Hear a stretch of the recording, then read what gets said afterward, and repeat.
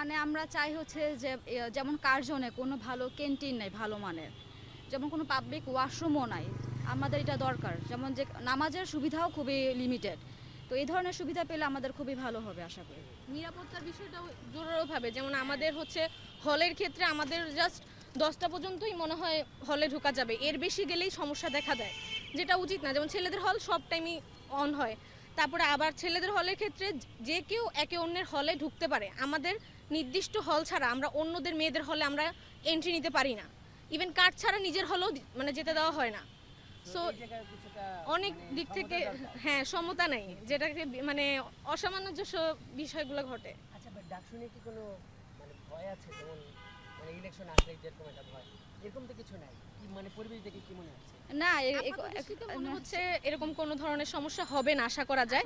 এখন দেখা যাক কি আমরা হয়। আসবো ইনশাল্লাহ ভোট দিতে। পরিবেশ খুবই ভালো মনে হচ্ছে, ইনশাল্লাহ আমরা ভোট দিতে আসবো এখানে।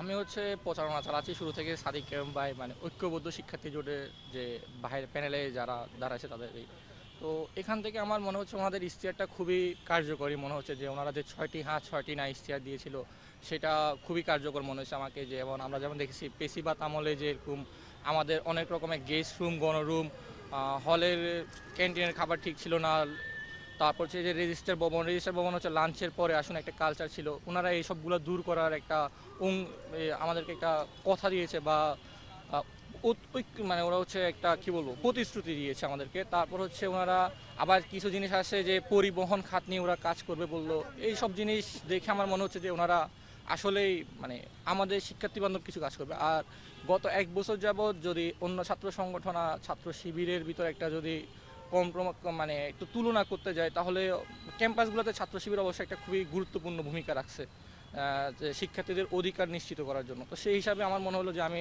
ঐক্যবদ্ধ শিক্ষার্থী জোটের যে প্যানেলটা আছে ওইটার হয়ে নির্বাচনী প্রচারণা চালাচ্ছি। Thank you. আমি হচ্ছে ঢাকা বিশ্ববিদ্যালয়ের ছাত্রদলের একজন কর্মী এবং হচ্ছে আমার পদ রয়েছে ঢাকা বিশ্ববিদ্যালয়ের ছাত্রদলের যুগ্ম সাধারণ সম্পাদক। এবং হচ্ছে আমি যেহেতু মনে করি ঢাকা বিশ্ববিদ্যালয়ের ছাত্রদলের যে পরিষদ দেওয়া হয়েছে আবিদ হামিদ মায়েদ পরিষদ, এটা হচ্ছে সবার সেরা পরিষদ এবং এই পরিষদে যে কেউ কাজ করতে পারে। এবং আমি মনে করি যে যেহেতু আমি একজন ভোটার, এই পরিষদে হচ্ছে ভোট দেওয়া হচ্ছে কথা সবার জন্য হচ্ছে যৌক্তিক এবং এরা ক্যাম্পাসের জন্য কাজ করবে, বাংলাদেশের জন্য কাজ করবে এবং এরাদেরকে যদি ভোটাররা নির্বাচিত করে আই থিঙ্ক হচ্ছে ডাকসুর জন্য হচ্ছে শিক্ষার্থীদের যে প্রত্যাশা সেটা সম্পূর্ণরূপে পূরণ হবে।